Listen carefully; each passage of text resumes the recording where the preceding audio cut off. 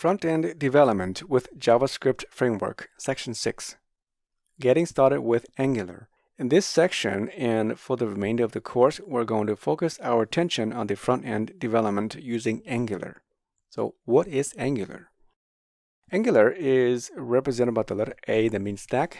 It's an open source JavaScript framework created by Google back in 2010 for single-page application development, mainly for the front end. The first version was called AngularJS, and it was written in JavaScript.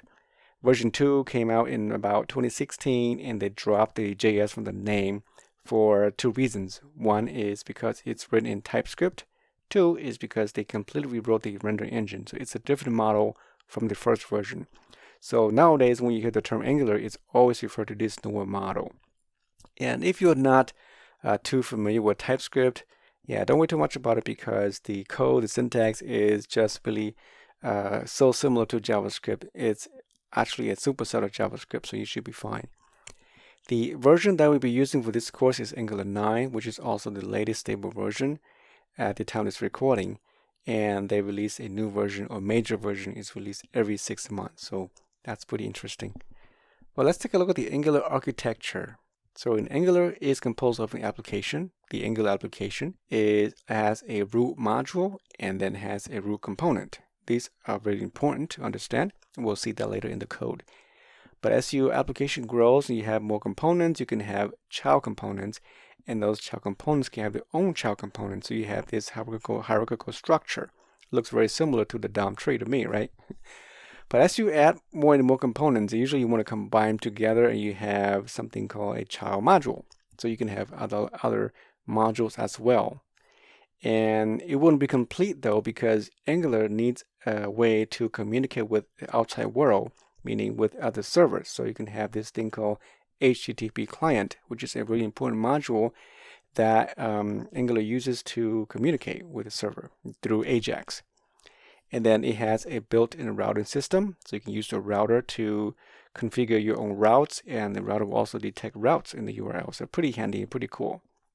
But I think one of the most important features in Angular is this services, or service and this DI system here. These are important because with the service, you can inject this information, or in this case, like a data source or data center somewhere in the application to each component where they need it. So you can inject data to the child component, to a module, or even to another Angular application on the same server. So that's pretty interesting. So let's take a look at an example of what an application might look like. This is the app, the same app that we built in the back end, and we're going to rebuild this again using the front end using Angular. But Angular is a component-based framework. So each of these little things you see here is a component, and you can envision what it might look like. So in the top bar, that blue bar up there could be a header component. And within the header component, you can see I can break that left component into like a logo component. On the right side could be a navigation component, and so on, right? And then we have the orange box there, could be the body component or the content, and we have a footer component at the bottom. Of course, the footer is really simple, but you see that some footer can have like 3 or 4 or 5 different columns and have their own individual component as well.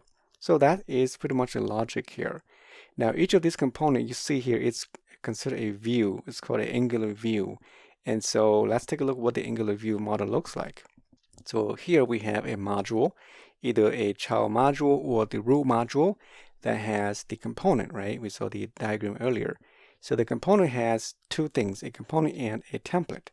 So the template is considered as the view where you see the things in the browser, and then the component is the source, or we call the business logic. So if you think about the MVC paradigm, you should understand this really well, right? So the view and the model and the source, right? So the model is not shown here, but the model can be coded within the component or in a separate module. You just basically input them in. But how do these two pieces, the template and component, talk to each other? Is through a metadata. Okay, so the metadata, you can have it so that you can let the template and the component talk to each other. Otherwise, how do you know which template to talk to or which component to send data to? Okay, so when they're talking to each other, I'm referring to data binding. So you can bind data from the source out to the view through the property binding, or from the view back to the source through event binding, something you should be familiar with JavaScript. And so if you have a data source or another component in the template that does both of these together simultaneously, that you have what's called a two-way data binding, and we'll learn that later in the course. Something really interesting feature in Angular. So, but it's not all, right? Remember we talked about injection systems, and so there's an injector that can inject services to a component, and then those components can consume those services, things like data source or other functions and so on. And then on the template side, you also have something called directives. These are mainly called Angular directives, and there are two types called attribute and structure or structural directives. Things like ngIf, ngFor, model, and class, and many others as well. These are just, special directives that allows you to perform some really simple expressions or decision making in the template view side, because you cannot do those in the source code. I mean, you cannot write source code in the template. So that is pretty much what the Angular view model looks like. And you'll see that this is look maybe complex, but when you write the code itself, you see it's not as difficult as you may seem here. Okay, so that's the end of this video. And the next video, we will go ahead and install and create our very first Angular application.